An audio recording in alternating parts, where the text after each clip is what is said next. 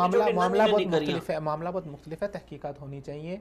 अब जो सीटीडी के हुकाम आए थे वो अपनी गाड़ियों पे, उनकी गाड़ी पर नंबर प्लेटें नहीं थी। मैं ये समझता हूँ ये मसला कुछ और है। देखो कॉमन सेंस बात है। देखिए सीटीडी चलो थोड़ी सी तरबियत इनकी ज्यादा हो गई, पुलिस महकमा दहशतगर्दी से निपटने के लिए सिवाय इनके पास है क्या?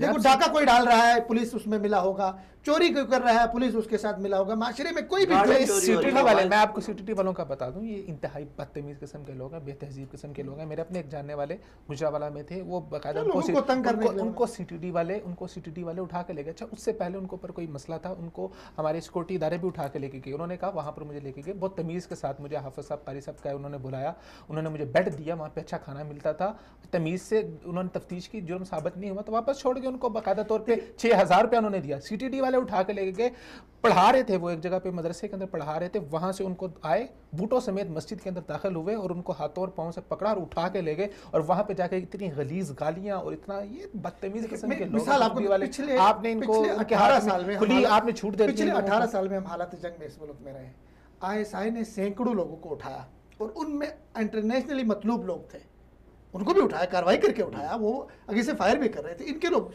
एक वाकया अभी तक नोट हुआ, क्योंकि उनको प्रोफेशनली उनकी बाकायदा तरतीब से उसको उठाते, देख रहे हैं कि कहाँ पे नुकसान कम होगा। इनके लोग भी गए, लेकिन कभी इन्होंने ऐसे नहीं किया, कोई ऐसे एक सिंगल केस भी सामने नहीं आया कि आईएसआई ने बंदे को, दहशतगर्द को उठाया और उस पर इस तरह का वाकया हुआ। ये पुलिस की काम ही नहीं है। ये शहबाज शरीफ साहब ने बनाया था सियासी मुखालिफिन को ठिकाने लगाने के लिए और मौलवी को तंग करने के लिए। ये वाकयात